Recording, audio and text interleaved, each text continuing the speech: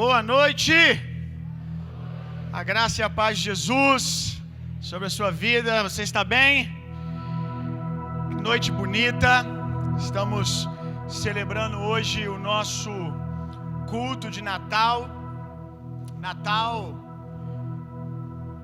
fala sobre nascimento. Natal é o dia que nós celebramos o nascimento de Jesus, a vinda de Jesus, de Deus em carne. Mas Natal não é apenas o dia em que Jesus nasceu há mais de 2000 anos atrás. E aqui está a resposta daqueles que perguntam assim: devemos comemorar o Natal já que não sabemos o dia exato que Jesus nasceu? Alguns teólogos dizem que Jesus provavelmente nasceu no período de outubro e não foi no final do ano. E algumas pessoas por dizerem não foi no dia 25 que Jesus nasceu, então é uma besteira a gente está celebrando isso. Natal não é apenas sobre o dia que Jesus nasceu há mais de 2000 anos atrás. De fato, nós não sabemos o dia exato, a hora exata que Jesus nasceu, que Deus veio em carne há 2000 anos atrás. Mas nós sabemos o dia, a hora e o lugar que Jesus nasceu no seu coração. O dia, a hora e o lugar que o seu coração se abriu e se rendeu a Jesus, você sabe. Você pode não saber das manjedouras que tinha ali naquele lugar, qual foi, se foi a primeira, a segunda, a terceira, se foi da esquerda ou da direita que Jesus nasceu. Mas você sabe que ele nasceu nessa manjedoura aí, que ele nasceu no seu coração, meu irmão. E Natal precisa ser essa celebração. Nós precisamos celebrar não só o fato de Jesus ter vindo há mais de 2000 anos atrás, mas a realidade, o testemunho de que Jesus continua nascendo nos corações e transformando os corações. Isso é Natal, meu irmão. Isso é Natal. Agora, no final do ano, quando você se assentar com seus filhos na mesa, com a sua família, eu quero te orientar a fazer algo. Quando seus filhos estiverem à mesa, ali na hora da ceia de Natal, tem aqueles que fazem a ceia na virada, né? Tem aqueles que não aguentam esperar e levam a sério que não sabe a hora e o dia que Jesus nasceu. Então é a hora que a fome vem. Não é pecado, irmão. Algum marido vai cutucar a esposa e vai dizer: eu disse que não era, tá vendo? Eu disse que a gente podia comer 7 horas, 8 horas. Porque tem família que tá todo mundo morrendo de fome e alguém fala: não, só meia-noite, só na virada que a gente vai poder ceiar. Eu não sei se você ceia antes, se você ceia depois, se você fica preocupado com a hora de dormir, porque também não tem nada para ver na televisão, né? A não ser o especial do Roberto Carlos, que esse ano tá tão estranho que eu acho que nem vai ter. É isso que está me preocupando, não é o Covid não. A falta desse evento está me preocupando. Isso é um colapso. Eu não sei a hora que você vai ceiar, mas a hora que você for ceiar com a sua família, faça o seguinte: conte na mesa sobre o dia que Jesus nasceu no teu coração. Conte quem você era antes de Jesus e o que Jesus fez em você. Ah, pastor, o dia que eu aceitei Jesus não foi um grande evento. Eu não caí chorando no chão, eu não gritei, eu não corri, eu não pulei. Mas a pergunta é: você foi transformado, então você tem algo precioso para dizer. E é importante que o seu filho, que a sua filha, que os seus familiares possam ouvir que Jesus continua nascendo nos corações, que a gente não está celebrando um evento na história, a gente está celebrando um Deus vivo, amém? Deuteronômio fala que a gente precisa contar os feitos do Senhor, ensinar os princípios do reino de Deus para os nossos filhos, andando pelo caminho, assentado à mesa. Então eu acho que Natal é um bom momento para isso. Natal não é apenas sobre nascimento. Natal também é sobre renascimento. Eu particularmente, no final do ano, não só por ser Natal, mas por ser no finalzinho do ano, principalmente, eu entro numa profunda reflexão sobre como está a minha vida agora, porque talvez depois de um ano corrido, cansativo, eu posso ter deixado alguma coisa para trás que eu não deveria deixar, eu posso estar levando para o próximo ano coisas que eu deveria abandonar. Então eu entro num período de reflexão. E geralmente, próximo do Natal, como eu falei para você sobre contar para os seus filhos, eu também conto para mim de novo, me lembro do que Jesus fez na minha vida, buscando um renascimento, meu irmão, buscando um alinhamento. O tema da mensagem de hoje é esse aqui: onde está o menino? Jesus nasceu no teu coração há 5 anos atrás, há 3, há 10, há 20, há 30. E se eu estivesse mandando levantar a mão aqui, eu já falava, não precisa levantar mais não. 30, 40. Você sabe o dia, a hora que ele nasceu no teu coração, mas você sabe aonde está o menino agora? Então vamos lá, vamos dar um mergulho na palavra de Deus. Lucas capítulo 2. Eu quero compartilhar com vocês algumas verdades que eu recebi semana passada lendo esse texto, algumas coisas que o Senhor falou comigo. Lucas capítulo 2, verso 41 ao 51. Quem encontrou, diga eu amo a palavra de Deus. Quem não encontrou, diga eu também.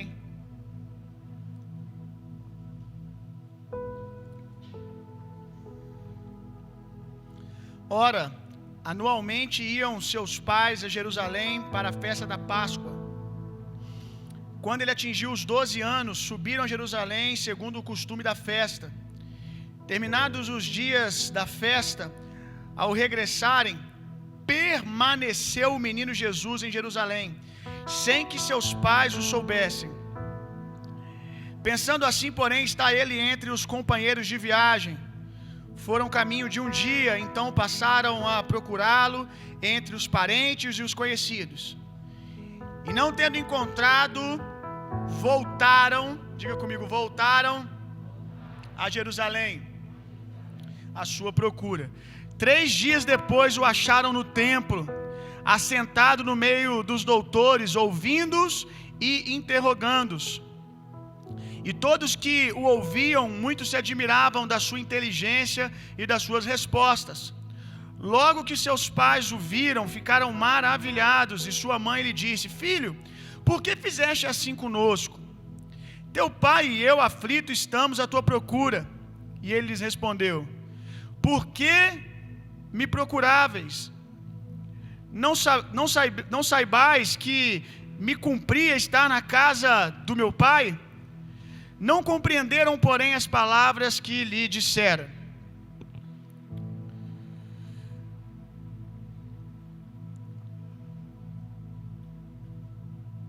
Às vezes,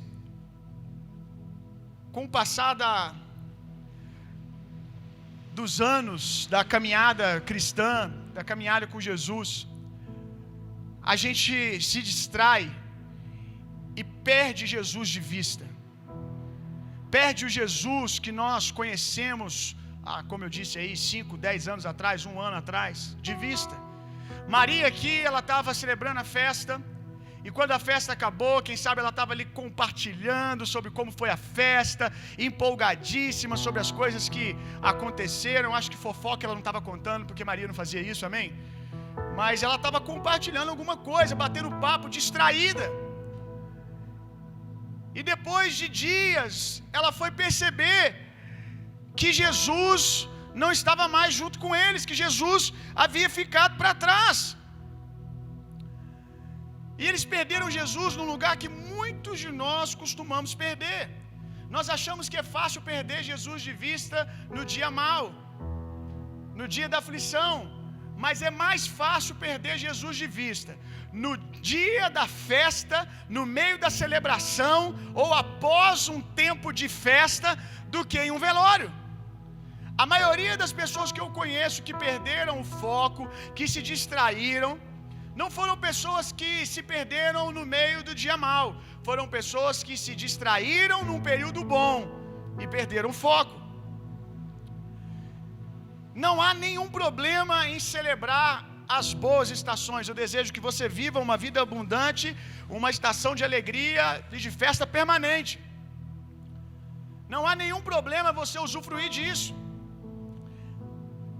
Há alguns cristãos que acham que piedade, sinônimo de piedade, de espiritualidade cristã, é você ser uma pessoa triste, rancorosa. Tem religiosos que são tão assim que às vezes quando eles se encontram com um cristão feliz, com um cristão alegre, eles ficam incomodados. Eles dizem: não deve ser muito crente não, está muito feliz. Porque eles acham que para ser um bom cristão você tem que ser alguém triste, de cabeça baixa, cabisbaixo. E nós sabemos que a alegria é um fundamento do reino de Deus. Então eu não estou aqui falando contra festejar, contra se alegrar. É lícito você se alegrar. É lícito você jogar a semente na terra e quando você vê a semente brotando, você fazer festa. Você jogou a semente, ficou com expectativa, de repente começou a brotar o fruto, você se alegra. E Deus deseja que você usufrua disso. É como Noé ele plantou uma vinha. Depois que ele saiu da arca, ele plantou uma vinha e até aí tudo bem. E ele planta a vinha e passou os dias, eu não sei meses, a vinha brotou. E quando a vinha brotou, passou mais um tempo, ela deu uva.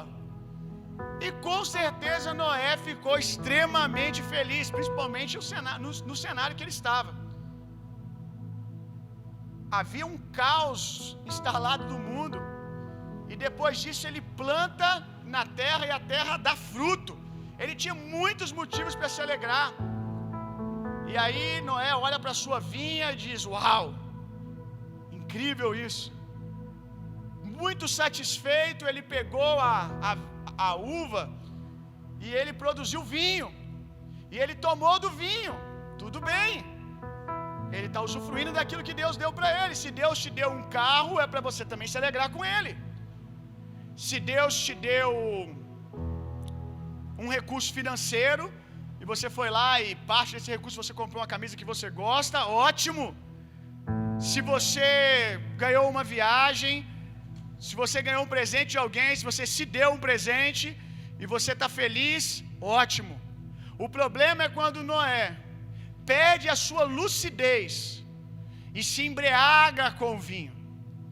Uma coisa que você precisa saber sobre bênção é que bênção de verdade só é bênção quando abençoa o outro, quando é compartilhado. Primeira coisa, aquilo que Deus te deu, uma porção, compartilhe, porque aí é bênção. Agora, se é só para você usufruir, é um lugar perigoso, para você cair, para você se embriagar. Uma outra coisa sobre bênção é que bênção de verdade, meu irmão, aquilo que é bênção te aproxima de Deus, não te afasta de Deus. E de fato muitas coisas começam como bênçãos, como presente de Deus, e nós nos distraímos com as bênçãos, nós nos embriagamos com aquilo que é lícito e perdemos o foco. Esse foi um ano que começou anunciando que seria muito penoso, muito difícil, mas graças a Deus pela palavra que cremos, nós estamos terminando esse ano contando grandes milagres. Como disse o Eric, só o fato de você estar aqui hoje cantando ao Senhor, depois do que você viu, depois das notícias que você ouviu no começo dessa pandemia, só de você estar aqui louvando ao Senhor, é um sinal de que Deus é contigo, que Deus é fiel com você. E você viu o cuidado de Deus, você passou pelo fogo, passou pela água e mal nenhum te tocou, você chegou até aqui. Então esse ano que era para ser um ano de luto, particularmente eu vejo esse ano como um ano de grande crescimento, um ano de bênçãos. teve muita gente que de fato foi muito abençoada, não só com essa elasticidade que nós recebemos, o crescimento espiritual que recebemos, a convicção do favor de Deus, da dependência de Deus, tudo que nós aprendemos esse ano espiritualmente falando. Tem pessoas aqui que foram abençoadas fisicamente mesmo, que viram seus negócios prosperarem no meio desse cenário, que avançaram em várias áreas da sua vida, nos seus negócios, no meio desse cenário. Então, diante de toda essa celebração que nós estamos, nós precisamos usar das bênçãos para nos aproximar de Deus. Porque quando você dá um presente para o seu filho, por exemplo, uma bola de futebol, você obviamente não vai proibir o seu filho de brincar e se divertir com os amiguinhos dele. Mas com certeza, se você é um bom pai, eu acredito que você espera que o seu filho também brinque com você, que isso gere relacionamento. Você não quer perder o seu filho para o presente, você não quer perder o seu filho para a bola, você não quer perder o seu filho para o videogame. É só um veículo de relacionamento. Então as bênçãos devem ser assim.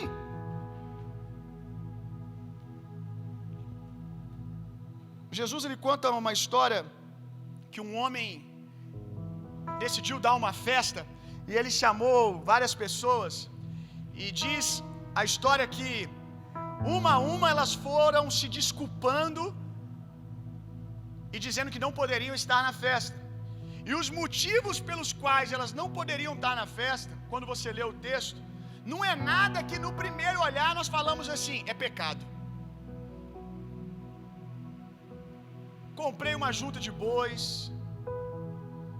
acho que o outro é sobre casamento, coisas lícitas, coisas que são bênção de Deus. Mas na hora que Jesus chama para a festa, chama para o relacionamento, eles estavam embriagados com aquilo que Jesus havia dado. Então, começamos aprendendo isso. Eu preciso me manter sóbrio. Se está tudo bem, se eu não tenho nenhum problema, eu não preciso que eu esteja no meio do caos, no meio do dia mal, para buscar o Senhor. Tem cristãos que o hino deles é que é vitória, ajoelha, geme e chora. Só vem vitória quando ele ajoelha, geme e chora. Mas por quê? É porque só no dia mal que ele ajoelha, geme e chora. Somente quando as coisas estão fora do lugar, que busca o Senhor, que ora, que lê a palavra, que desfruta de comunhão, que corre atrás de discipulado. Não é inteligente fazer isso, meu irmão. Porque o convite de Deus para nós é para andarmos no Espírito. A gente teve uma série de mensagens recentemente que eu falei sobre isso. É andarmos no Espírito. E o andar no Espírito não é apenas quando as coisas estão boas, aliás, quando as coisas estão ruins. Andar no Espírito é em tempo e fora de tempo, é uma natureza. Eu não oro porque as coisas estão apertando para o meu lado. Eu oro porque eu não consigo ficar sem falar com Deus. Eu amo a Deus. Eu adoro não porque o dia mal chegou. Eu adoro porque essa é a minha natureza. Eu preciso disso. Eu leio a palavra de Deus porque ela é lâmpada para os meus pés, luz para os meus caminhos. A palavra de Deus ela pode ser resgate, ela pode ser socorro no dia da angústia, sim, mas ela também pode ser uma bússola, um mapa para você não entrar em vales que você não precisava entrar. Então nós precisamos aprender a andar no Espírito. O texto aqui que nós lemos diz que quando Maria e José partiram em a comitiva ali de viagem, Jesus permaneceu. Permaneceu onde? No templo, em Jerusalém. Isso fala de lugar da intimidade. Quando a festa acabou, todo mundo foi embora, mas Jesus permaneceu. Eu não estou aqui por causa da festa, não estou aqui por causa do milho e da pipoca. Acabou o milho, acabou a pipoca, eu permaneço. Ele permaneceu independente das circunstâncias. Nós precisamos aprender o poder disso, permanecer, ser constante, apesar das circunstâncias. Nós não andamos por aquilo que vemos, nós não andamos por aquilo que sentimos, nós andamos por aquilo que cremos. Se temos uma palavra, isso é suficiente para nos manter no lugar. A Bíblia conta uma outra história que eu gosto muito, Lucas 2, 27. Conta a história de Simeão, eu gosto demais. Eu gosto demais da história de Simeão. Olha isso, que coisa linda, meu irmão, que homem incrível. Vamos ler o verso 26 e o 27. Revelou o Espírito Santo que não passaria pela morte, que ele não passaria pela morte antes de ver o Cristo do Senhor. Movido pelo Espírito, foi ao templo, e quando os pais trouxeram o menino Jesus para fazerem com que ele o que a lei ordenava, Simeão o tomou nos braços e louvou a Deus, dizendo: agora, Senhor, pode me despedir em paz, o teu servo, segundo a tua palavra, porque os meus olhos já viram a tua salvação. Simeão, ele recebeu uma promessa de Deus, igual você deve ter recebido já alguma promessa de Deus. Se você não recebeu nenhuma, é porque você não está lendo a Bíblia, ou porque você não entendeu o que a Bíblia fala sobre você.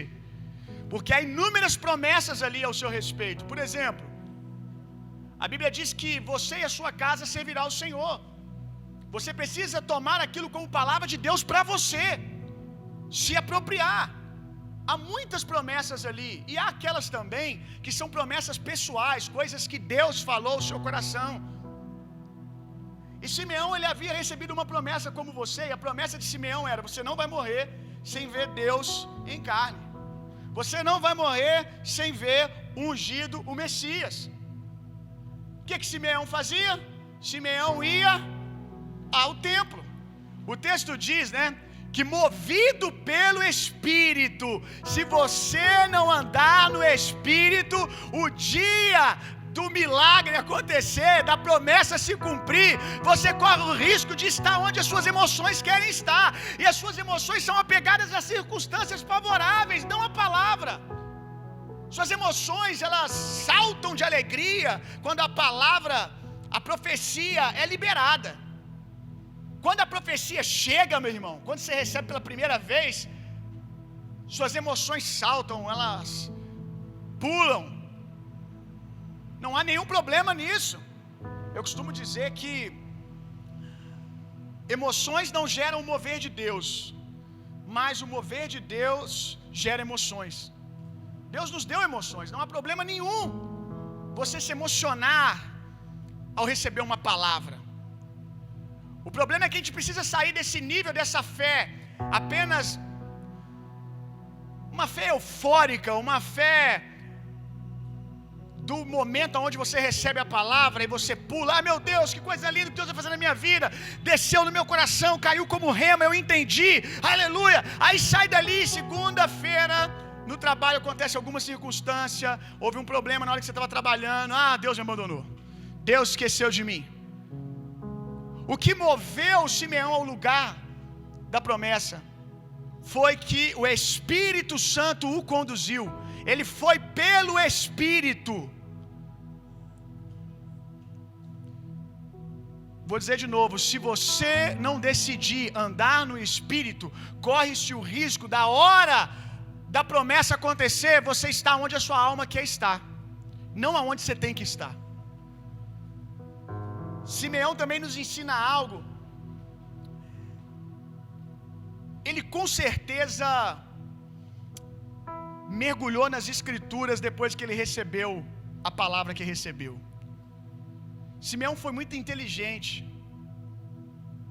porque a Bíblia, a lei dizia que a criança tem que ser apresentada, e a promessa sobre o Messias é que ele cumpriria toda a lei. Então, se é o enviado de Deus, ele vai ter que vir ao templo. Então eu tenho uma palavra de Deus, eu vou me posicionar no lugar favorável para essa palavra se cumprir. Que coisa linda, meu irmão. Porque tem gente que Deus dá uma palavra para ele, por exemplo, eu vou te dar uma grande família, você vai encontrar uma mulher virtuosa ou um homem virtuoso, valoroso, e ele diz amém, ele se apropria com a fé eufórica ali, no culto de domingo, aleluia! E depois de receber essa palavra, ele começa a procurar essa pessoa aonde? Uma boate 2 horas da manhã, 3 horas da manhã. A pessoa que Deus te falou, que vai te dar, ela vai estar no lugar certo, meu irmão. Você não pode querer encontrar a pessoa certa no lugar errado. Esse não é o melhor caminho, não é o caminho mais fácil. Quando Simeão recebe a promessa, ele se pergunta: aonde vai acontecer? Aonde homens de Deus estão? Aonde mulheres de Deus estão? E ao ter a resposta, você vai descobrir qual é o melhor lugar. O corpo é o melhor lugar. Uma vida de congregação é o melhor lugar. É ir para a porta do templo como quem crê. O que você pode fazer hoje para responder a palavra que você recebeu que vai acontecer daqui a alguns anos? O que você pode fazer agora? Simeão não podia estalar o dedo e fazer Jesus aparecer, mas ele podia ir para aquele lugar. O que você pode fazer hoje? Qual é o passo de fé? É um curso de inglês? É tirar um passaporte? O que você pode fazer hoje para dar um passo de fé em direção ao lugar onde vai acontecer? Simeão também nos ensina a permanecer, meu irmão. Porque particularmente eu acredito que Simeão não foi apenas esse dia para o templo. Sinceramente, eu acredito que Simeão todos os dias ficava ali na porta do templo, olhando as crianças, até porque ele já não tinha outra coisa a fazer, como nós vemos no texto, senão esperar a promessa se cumprir. E eu fico imaginando quantas crianças passaram diante de Simeão e ele olhou. Não é. Não testifica, o Espírito não testifica que é, não aconteceu ainda. E depois ele estava lá no outro dia de novo, no outro dia de novo, de novo, de novo, de novo, de novo. Quantos não Jesus ele recebeu para poder ver o sim, o enviado de Deus? Quantas vezes ele olhou e pensou: é hoje? Não é. Mas também voltar para casa e desistir: eu não volto, porque eu tenho uma promessa de Deus, eu não morrerei até os meus olhos verem aquilo que Deus falou. Nós precisamos desse coração, meu irmão. Nós precisamos aprender a permanecer independente das circunstâncias. Amém? Aleluia. Que Jesus foi a essa festa e ele estava com 12 anos. Na cultura judaica, é nesse período que vai acontecer o Bar Mitzvah, que é o momento que o pai ora pelo filho, reconhecendo que ele está maduro. Então esse número 12 fala para nós de maturidade. Então havia 12 anos que Maria estava andando com Jesus. 12 anos que Maria estava andando com Jesus. E depois de andar com Jesus 12 anos, ela se distraiu. Se distraiu quando? No tempo da maturidade. Ou do que nós achamos que é maturidade. Às vezes nós achamos que nós conhecemos a Deus demais e já sabemos tudo. E é esse o lugar perigoso para se perder Jesus, para se distrair. John Wesley ele dizia: tome cuidado para não ser tragado pelos livros. Conhecimento é bom, é maravilhoso. Essa fome é fruto do novo nascimento. Mas você não pode se tornar um fariseu, alguém que sabe o que Deus fez na história, mas não consegue reconhecer Deus fazendo algo agora. E às vezes nós começamos a caminhar com Deus e a gente fica bom. A gente fica bom em alguma coisa, a gente fica bom em fazer culto, a gente fica bom em abrir igreja, fica bom em liderar mesa, fica bom em liderar ministério. E a gente deixa de ser menino, Menino no sentido de coração puro, dependente. O tema aonde está o menino é um tema de duplo sentido. Aonde está o menino é a pergunta primária. A pergunta primária é: onde está o menino?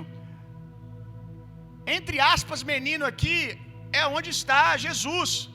O menino Jesus, entre aspas, porque hoje ele é varão perfeito, amém? Assentado em glória à destra de Deus. Mas a segunda pergunta é: onde está o menino? Onde está a menina? Aonde está o menino você? Aonde está a menina você? Aonde está aquele homem, aquela mulher de coração quebrantado, de coração puro, que é capaz de, no meio de uma multidão, se levantar e dizer assim: eu tenho aqui 5 pães e 2 peixinhos.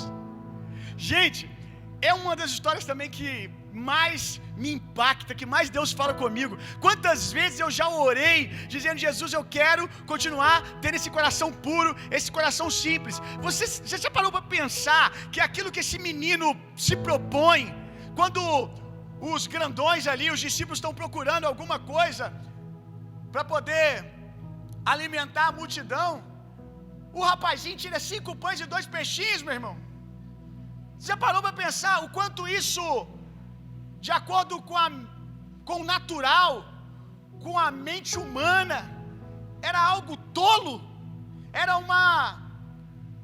uma proposta idiota, talvez. Acho que a palavra é bem essa. No meio de uma correria, alguém procurando como alimentar 5.000 pessoas, aí vem uma criança: eu posso ajudar, eu tenho 5 pães e 2 peixinhos. Talvez você ali iria dizer: que idiota. Ou talvez, por ser uma criança, você não diria isso, mas você ia pensar: que bonitinho, que gracinha. E não ia passar disso. Porque às vezes a gente cresce e a gente não acredita mais que Deus pode alimentar uma multidão com uma oferta de 5 pães e 2 peixinhos. Ah, Deus, quando o Senhor me der isso, aí eu vou ser generoso, aí eu vou fazer isso, fazer aquilo. Vai não.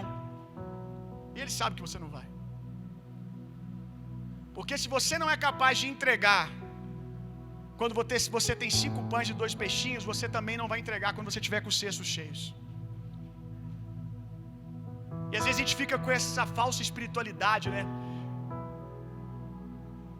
Tem alguém que tem mais que eu, Jesus. Ou então olha: se eu tivesse o que esse irmão tem, eu ia abençoar as pessoas, eu ia fazer isso, eu ia fazer aquilo. A gente olha para o outro e joga a responsabilidade ao invés de olhar para aquilo que temos. Pastor, mas o que eu tenho aqui é tão pouco. O que eu posso fazer para a igreja hoje é tão pouco. Eu acho que eu sou tão aquém dos outros voluntários que tem nessa igreja. Eu sou tão aquém dos pregadores que há nessa igreja. Eu acho que não me cabe. Você pode encarar isso como humildade, mas Deus não encara isso como humildade.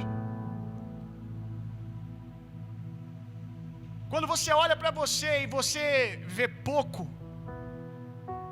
a pior coisa a fazer é esconder. Porque se você esconde, você vai continuar com pouco. Agora, se você compartilha, se você consegue ver poder em 5 pães e 2 peixinhos, no pouco que você pode fazer pelo reino de Deus hoje, pelo pouco de conhecimento, eu tenho muito pouco conhecimento, pastor, mas eu tenho disposição, eu amo a Deus, eu quero servir as pessoas, e eu vou servir com aquilo que eu tenho.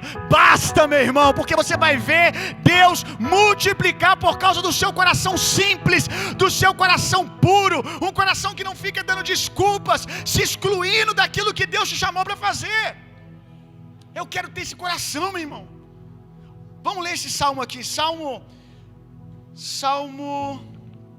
51.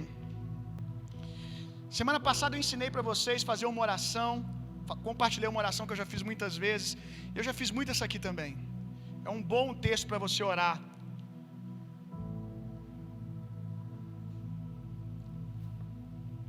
Nós vamos ler Salmo 51, o verso 10, 11 e 12. No começo da minha caminhada com o Senhor,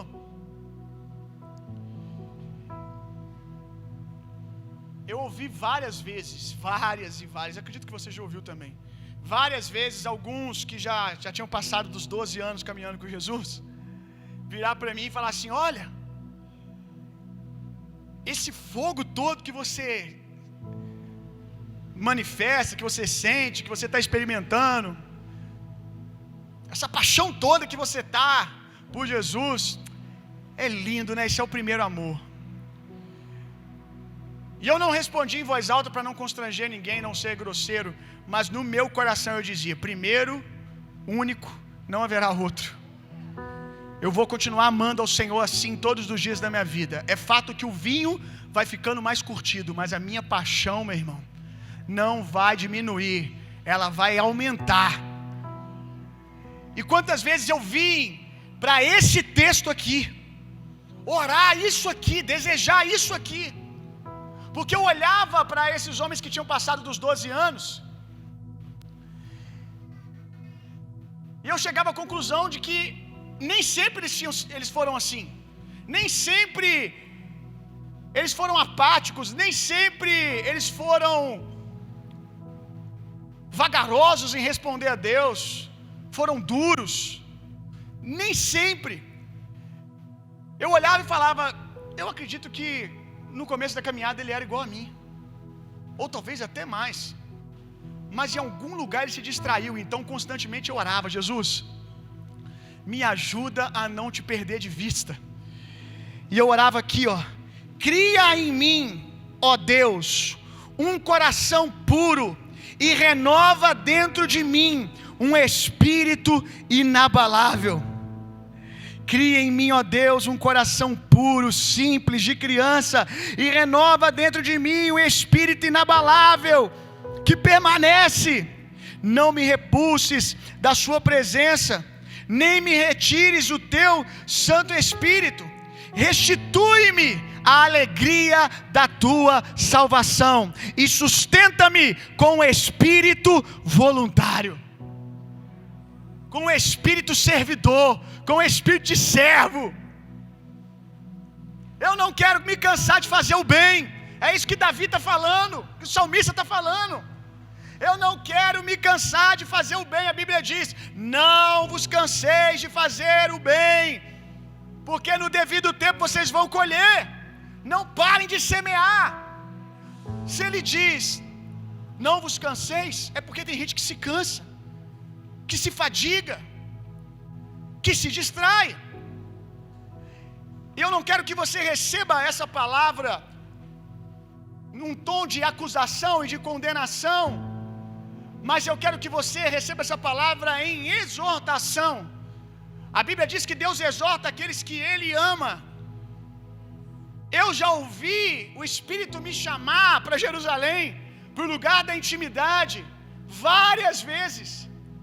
Foi por ter humildade de orar isso aqui várias vezes que as minhas distrações duraram pouco tempo. Foi essa oração que muitas vezes foi aquele banho gelado. Aqueles aqui que já tiveram uma vida lá no mundo, e o amigo estava embriagado, aí bota debaixo do chuveiro. Quantas vezes isso aqui foi o banho gelado para quebrar a minha embriaguez, a minha distração?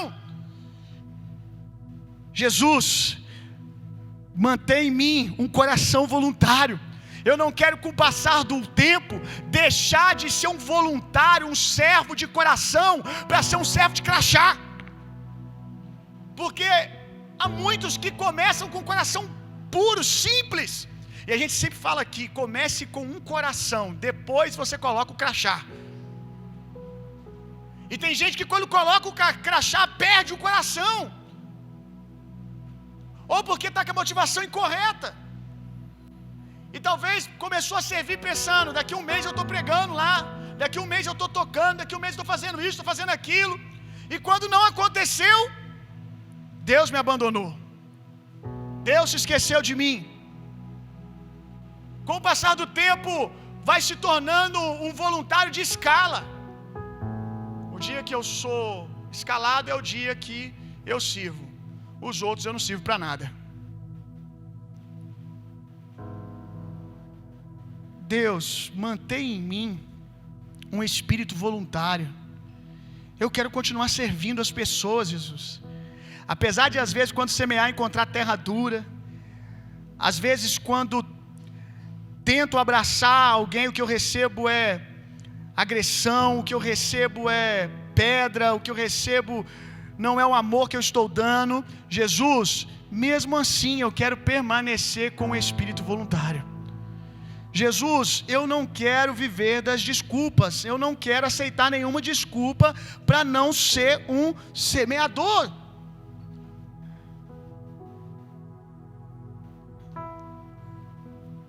Nós somos a igreja da segunda chance, né? E eu acho isso uma bênção. É um privilégio que Deus nos deu de sermos um lugar onde as pessoas recomeçam, de ser um lugar que ressuscita a esperança no coração das pessoas acerca do que é a igreja, acerca do que é o evangelho. Eu costumo dizer e profetizar aqui que a igreja que nós acreditamos, ela existe e nós estamos botando ela para fora nesse lugar todos os dias. É enorme o número de pessoas que vieram para cá depois de serem abusadas pela religião, depois de se frustrarem em outros lugares, se machucarem. E eu louvo a Deus por esse privilégio, por essa graça que nós temos de estarmos aqui para reativar homens e mulheres de Deus. Agora, também é verdade que existe algo desconfortável nisso para mim às vezes. Eu compartilhei com alguns líderes que subiram ao monte comigo esses dias para a gente orar. Daqui a pouco eu falo sobre o monte. Eu compartilhei com eles que às vezes eu estou com as pessoas sentadas, às vezes no gabinete, às vezes aqui na igreja antes do culto, em algum momento, ouvindo a história do que elas já viveram com Deus. E elas contam, lá na igreja que eu servi, há 5 anos atrás, há 10 anos atrás, eu era assim, eu vivi isso, eu era apaixonado, eu estava com o pastor para tudo, qualquer coisa que a igreja estava convidando para participar, eu estava dentro, se jogando em tudo. E aí a pessoa está contando o que ela fez, tudo que ela experimentou, e eu estou ali ouvindo, e ao mesmo tempo a minha mente está pensando o seguinte, e às vezes até orando: Jesus, como eu queria ter conhecido esse cara nesse tempo. Poxa, Jesus, eu não quero que as pessoas venham para cá para viver o resto da vida ligado dos aparelhos, sobrevivendo depois de grandes traumas. Não. Eu quero que eles venham para cá, Jesus, para serem ativados, para viver coisas maiores. É de glória em glória. A glória da segunda casa é melhor do que a primeira.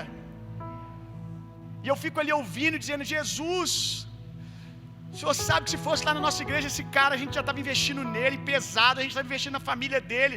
Que cara precioso, que moça preciosa. Meu Deus, mas Jesus, a gente quer viver isso aqui também. Eu creio, irmão, que a sua melhor safra não aconteceu, ela vai acontecer. A melhor safra da sua vida está para começar em nome de Jesus. Vai nascer agora no ano de 2021, vai ser a sua melhor estação espiritual. Não pela imposição da religião, não porque alguém vai ficar te dando chicotada atrás. Vamos, se você não fizer, você não vai para o céu. Se você não der isso, devorador, é maldição de cá, é maldição de lá. Pastor, carro apertado que anda. Não, anda quem é guiado pelo Espírito, meu irmão. A gente tem que confiar que os filhos da graça de Deus podem dar mais frutos que os filhos da lei. Ou então a graça de Deus não é maior do que a lei. Ou então o sentimento do amor não é maior do que o medo. Você vai dar a sua melhor safra, meu irmão, em nome de Jesus.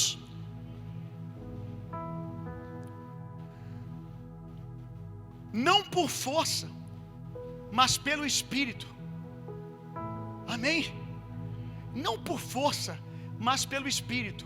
E aí de manhã, quando eu falei isso, como que quando eu acabei de falar, eu escutei o Espírito continuando a frase no meu coração. Eu disse assim para a igreja: não por força, mas pelo Espírito. E aí saltou no meu coração: mas também não faremos força contra o Espírito. Não por força pelo Espírito, mas não faremos força contra o Espírito. O Espírito vai encontrar um coração quebrantado, vai encontrar alguém disposto a dizer amém, alguém disposto a dizer sim, alguém virgem, alguém puro, disponível para viver uma aventura nova com Jesus. Que bacana o que você viveu com Jesus. Muitas histórias de vocês me impactam, me avivam. Mas isso não pode ficar só na história, meu irmão. Se você deu isso no ambiente da religião, da pressão, quanto mais você vai fazer no ambiente onde o Espírito de Deus está e você é livre. Agora você é livre para amar a Deus de todo o teu coração, amém? Aleluia! Como eu estava dizendo, eu levei o pessoal no monte. E aí quando eu falei com eles que a gente ia no monte, todo mundo ficou assim: ué, o que está acontecendo? Pastor pentecostalizou mesmo, hein? Monte? Por quê? Porque não é um hábito da nossa casa espiritualizar demais esse negócio de monte, de que vai para o monte, é lá que as coisas vão acontecer. Se não for no monte, não vai acontecer. Aí quando eu chamei eles, quando chegou lá, a carinha deles era tipo: o que a gente está fazendo aqui, cara? O que a gente está fazendo no monte? Por que ele nos chamou para orarmos no monte? Por que não podia ser lá na igreja? Qual a gente tem o costume de orar? E quando eles estavam lá, eu disse para eles: olha, eu não chamei vocês aqui para o monte porque o que Deus tem que fazer tem que ser aqui. Mas eu trouxe vocês porque há uma mensagem em você estar aqui. E a mensagem é essência. A mensagem é essência. Porque muitos de vocês, quando começaram a caminhar com Jesus, se diziam para vocês que Jesus estava em cima do monte, você estava lá. Se era vale, o negócio da vez, tu estava no vale. Se era reunião de oração na casa da irmã tal, que o negócio está forte lá, tu estava lá. Gente que entrou até para o ministério de oração nem queria orar, só queria ficar no ambiente do reteté. No começo da sua caminhada, tudo que você tinha era fome. E a sua fome buscava ao Senhor. E é essa essência que eu falei com os líderes. Acho que aqui é um bom lugar para lembrar vocês as promessas que vocês receberam. Nós sabemos que Deus fala conosco no secreto. E eu não estou aqui demonizando o monte também. Se você gosta de ir, é um bom lugar, é um bom secreto. Se há algo espiritual no monte para mim, é o lugar secreto. É o lugar secreto, é o lugar retirado, é o contato com a natureza, é o contato com a beleza da criação. Então é um bom lugar para orar. Eu gosto de ir ao monte, eu gosto de orar em vale, gosto de orar no meio do mato. Agora,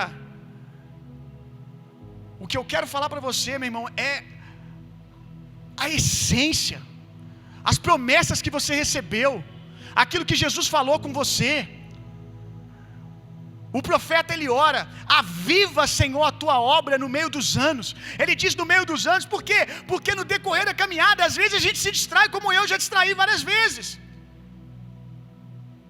E eu clamei: aviva tua obra no meio dos anos. Não deixa a chama apagar, não deixa o fervor se perder. E quem sabe hoje é um bom dia para você fazer essa oração: aviva a tua obra, aviva a minha vida no meio dos anos. Para a gente terminar, onde e como encontrar Jesus de volta?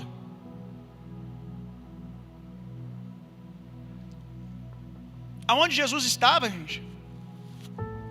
Aonde Jesus estava? Eles procuraram primeiro entre os conhecidos, depois eles foram nos parentes, e aqui Maria está procurando nos parentes porque provavelmente transferiu a responsabilidade ali para que eles tomassem conta, igual às vezes a gente faz na nossa vida cristã. A gente quer transferir a nossa responsabilidade de vida com Deus para o outro. Meu líder está orando, a minha igreja é avivada, a minha igreja é uma bênção, eu também sou. Como se carro que fica na garagem dia e noite, se bicicleta que fica na garagem de carro virasse carro.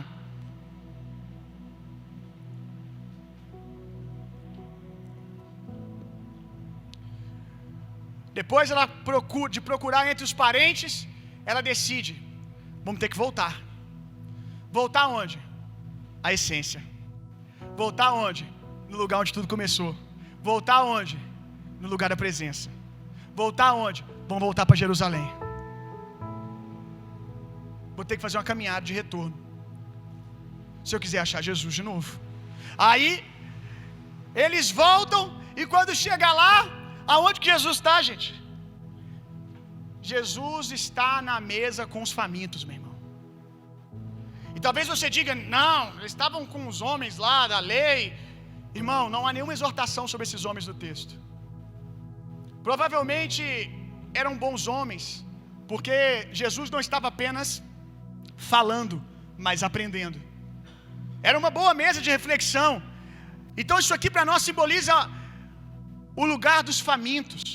Se eu quero encontrar Jesus, meu irmão, eu preciso voltar para o lugar da essência, e um bom caminho para achar esse lugar é andar com aqueles que têm fome, andar com aqueles que estão indo para onde você quer ir, andar com aqueles que têm fome de Deus.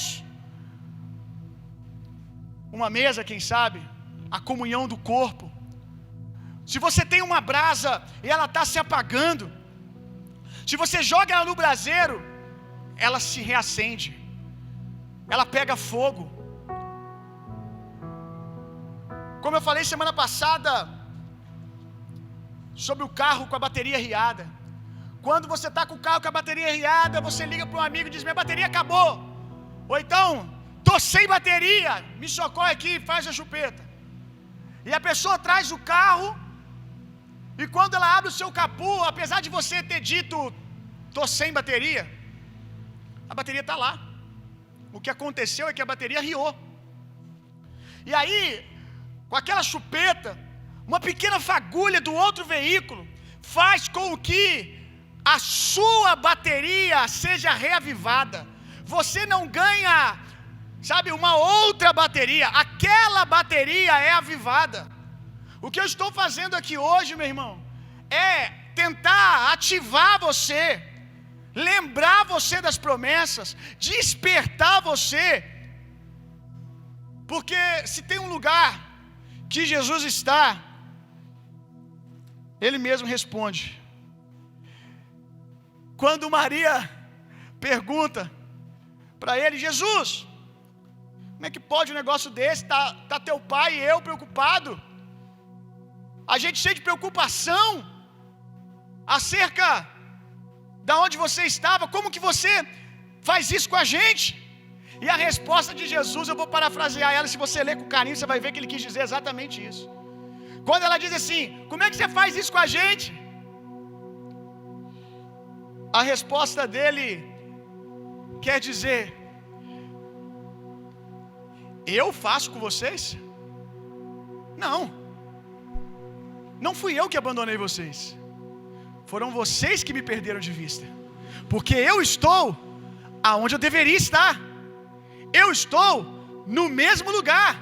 E ele diz: por acaso não saibais que eu deveria estar na casa do meu pai? Eu estou no lugar de sempre. E aonde Jesus está? Se tem um lugar que Jesus está, meu irmão, é na casa do Pai. E a casa do Pai agora não é esse templo aqui. A casa do Pai, naqueles dias, era um tabernáculo, era um templo. Mas hoje, a casa do Pai é você. Jesus está no mesmo lugar. Que lugar? Dentro de você, meu irmão. Se você um dia se rendeu a Jesus, é aí que Ele está. Agora você precisa acordar Jesus no barco, despertar a palavra dentro de você. Você precisa despertar as promessas. Você precisa receber essa ativação dessa noite, dizendo: amém, Jesus. Eu vou viver a melhor estação da minha vida. Renova em mim, Jesus. A alegria da salvação. Que declaração linda. Alegria da salvação. O que é a alegria da salvação? É aquela alegria que você tinha nos primeiros dias, de que não era necessário algo grande acontecer para você celebrar. A salvação, a vida de Deus em você, a vida Zoé, ter nascido de novo, era tudo. É o suficiente. E a gente vai ficando grandinho, e aí só quando isso acontecer, aquilo acontecer, aí o salmista ora: Jesus, eu desejo ter a alegria da salvação, me devolve a alegria da salvação. Eu quero me alegrar com as coisas simples. Você lembra disso, quando você se alegrava com as coisas simples do Senhor? Talvez você não precisa lembrar, porque está tudo ok, mas quem sabe você precisa. Você lembra como que era? Que às vezes Deus falava para você assim: eu vou te dar isso, eu vou te dar aquilo. Eu lembro que eu vivi um grande avivamento no começo da minha caminhada com alguns amigos, alguns aqui são dessa época, e a gente viveu isso dentro de um quartinho, a sala da igreja. A gente nem via no culto de domingo batismo do Espírito Santo, pessoas orando em línguas, não tinha nada disso no culto público da igreja, a gente nunca tinha visto. Eu lembro que a primeira vez que eu comecei a experimentar os dons espirituais, eu procurei meu pastor e falei: pastor, o que está acontecendo comigo? Eu estou vendo isso, estou vendo aquilo. Ele me deu um livro e falou: está aí. É isso que está acontecendo, um livro sobre os dons espirituais. Porque não era pregado do púlpito. E dentro dessa salinha, irmão, não tinha ministério de louvor, não.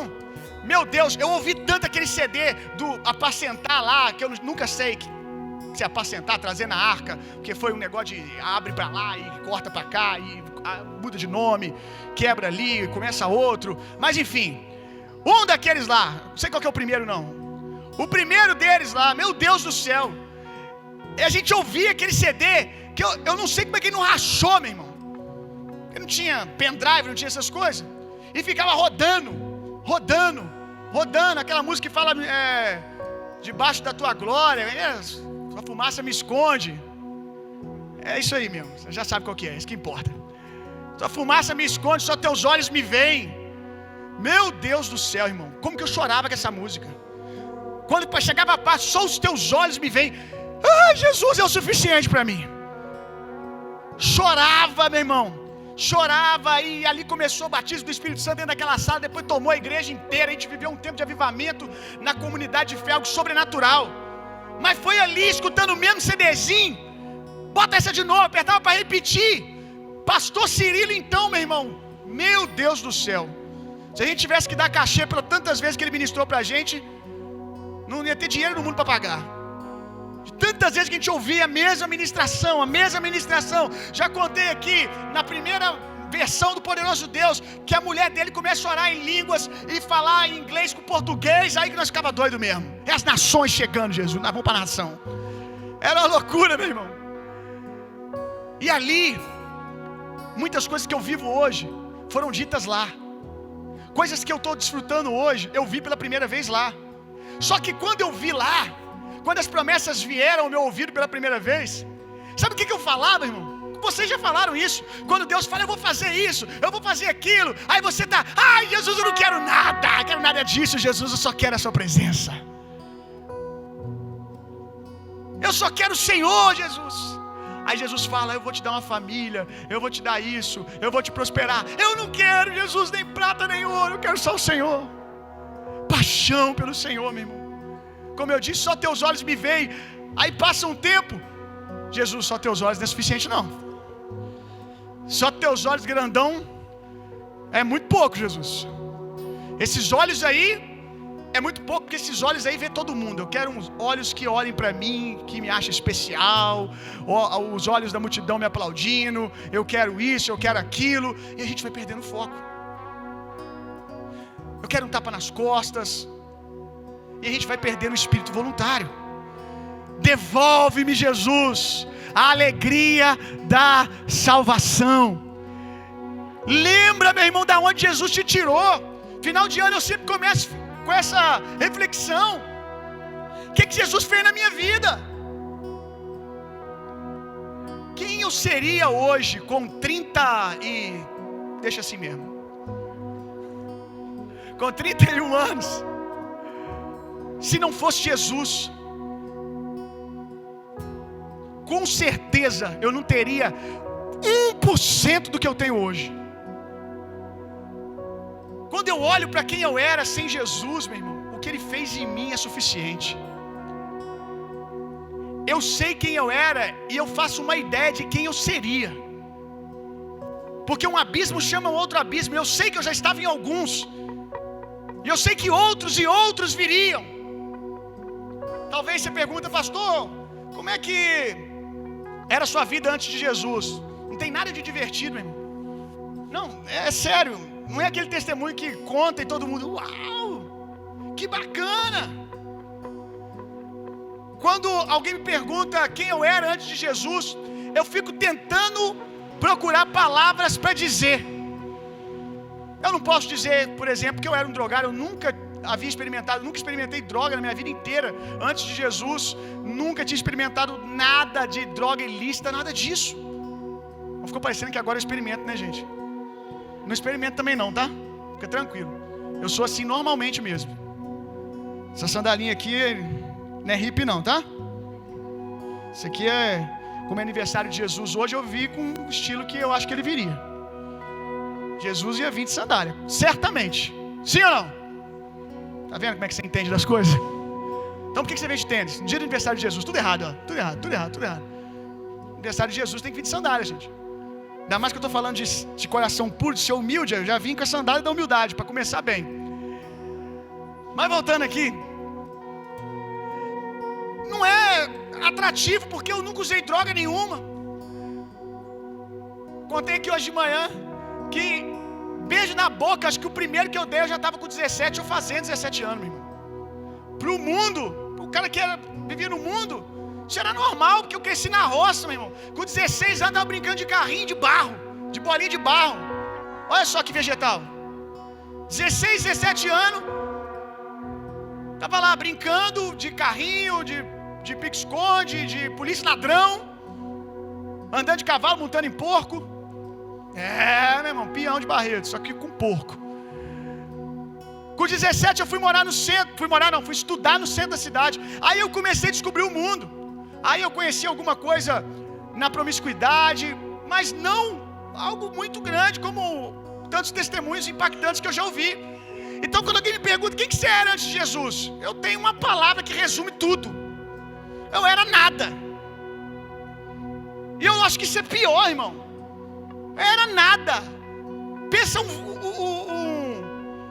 cara com uma cabeça do tamanho de uma cabeça de alfinete, ignorante, um tolo, sem perspectiva de vida nenhuma, só sobrevivendo. Eu acho que é até uma ofensa eu usar esse termo, sobrevivendo, porque quem está sobrevivendo está melhor do que eu estava. Sem expectativa nenhuma. Você perguntasse para mim o que você quer ser da vida, com 18 anos eu não sabia te falar. Eu só estava esperando qual ia ser a próxima festa que alguém ia me chamar. Isso. E eu nem sei se eu gostava de festa ou se eu ia porque estava me chamando. De tão Maria vai com as outras que eu era. Então eu era um nada. Uma mente, como eu disse, do tamanho de uma cabeça de alfinete. Então tudo que eu sou hoje, eu devo a Jesus. Eu acho que antes de eu conhecer Jesus, eu nunca tinha pegado um livro para ler inteiro. Nem Harry Potter conseguiram me convencer a ler, meu irmão. Acho que eu já achava que era do diabo já. Pelo tamanho, a grossura, só podia ser do diabo. Naquela época eu pensava assim. Eu acho que eu nunca tinha lido um livro nenhum. Colégio eu passava de ano só com malandragem, meu irmão. Depois que eu conheci Jesus, Ele restaurou tudo, meu irmão. Eu lembro que no meu primeiro ano, eu danei a ler livro adoidado, com fome do tempo perdido, e vendo Jesus me dar graça, expandir a minha mente. Comecei a estudar, estudei, fiz faculdade, corri atrás, fiz um seminário, fiz 2. Fome de conhecimento. O tempo todo eu quero aprender. Moralmente falando, eu não tinha chance nenhuma de ser o esposo de alguém, irmão. Eu não tinha chance nenhuma de ter uma família, 5% da família que eu tenho hoje, antes de Jesus. Se hoje eu tenho uma família linda, uma esposa linda, e meu irmão, eu devo ter algum nível de inteligência, porque quem conhece a Natália sabe que ela é crânio. Quem já conversou com ela sabe que ela é extremamente inteligente. E bonita eu também não sou muito, então não pode ter sido isso que traiu também. Às vezes foi o Espírito Santo cegou ela e pronto, talvez tenha sido. Ela deve ter visto algum tipo de inteligência em mim, alguma coisa legal, que eu jamais despertaria algo numa mulher como ela, como eu era, um lixo. Teu filho lindo que eu tenho hoje, o que eu estou construindo, o legado que eu estou construindo, que eu vou deixar para o meu filho, tá aqui na frente, podendo falar na vida de vocês, sentar com pessoas como vocês aqui, me pedindo conselho, e se eu olhar para quem eu fui, eu escondo debaixo da mesa, porque eu olho para a história de muitos aqui e falo, é muito maior do que eu, e Jesus me dá a oportunidade de estar sentado numa mesa, te respondendo e te ensinando alguma coisa.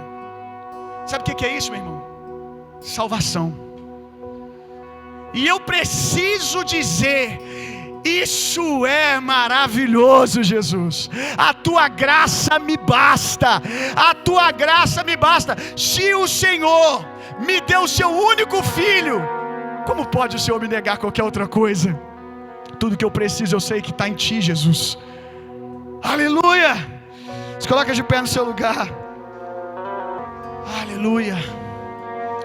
Obrigado, Jesus, pelo que o Senhor fez na vida de cada um dos homens e mulheres que estão aqui hoje.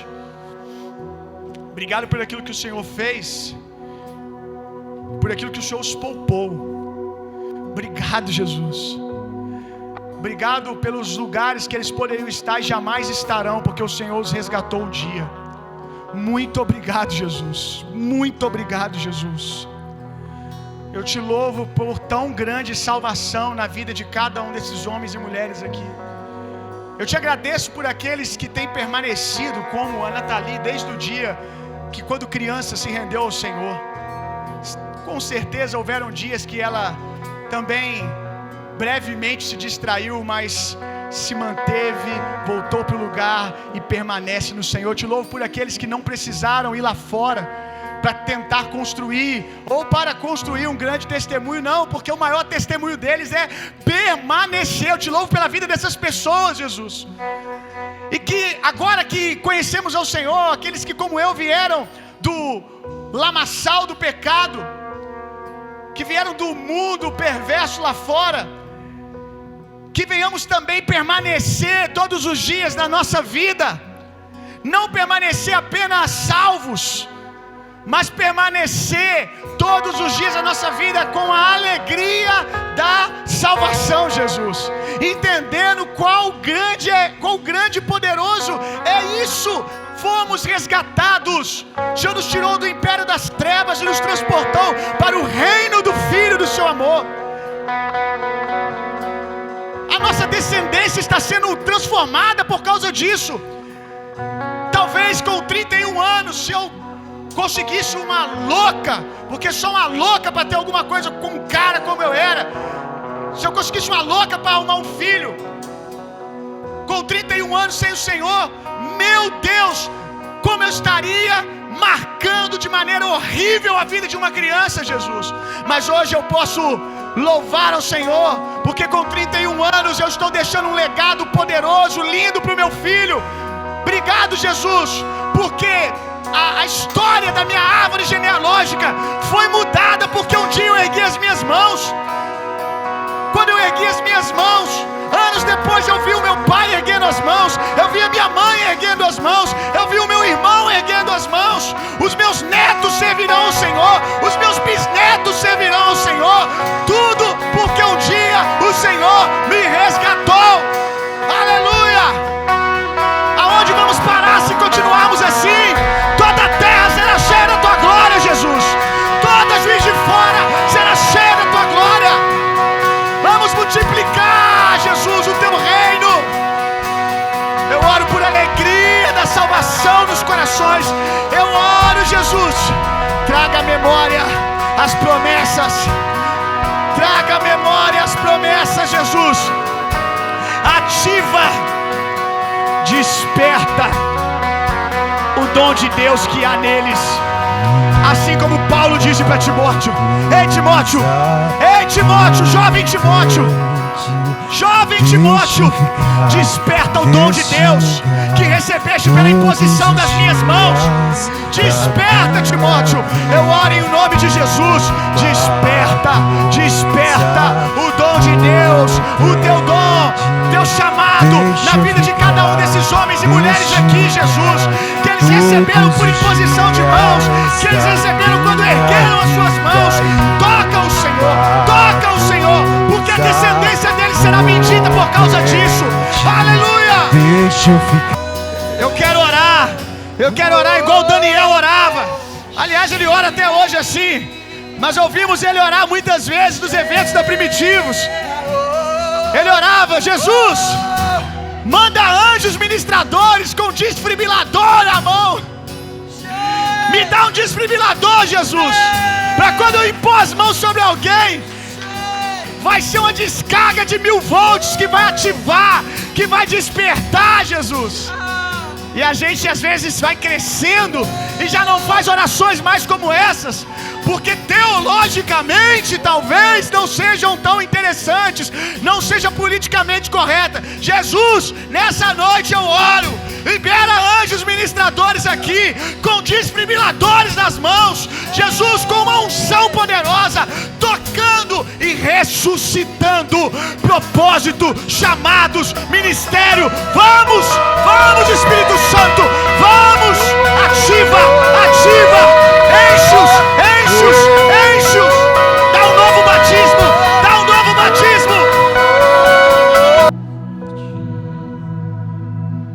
Tivemos um bom culto de Natal, né? Amém. Glória a Deus. Tô animado para ver o que Jesus vai fazer no culto da virada, meu irmão. Nosso coração está cheio de ações de graças e adoração para liberar o Senhor. Glória a Deus.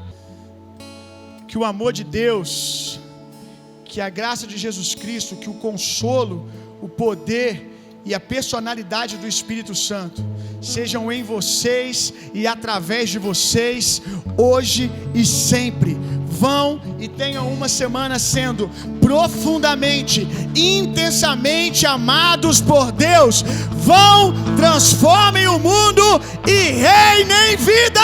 Deus abençoe, até a virada. Bom Natal, boas festas.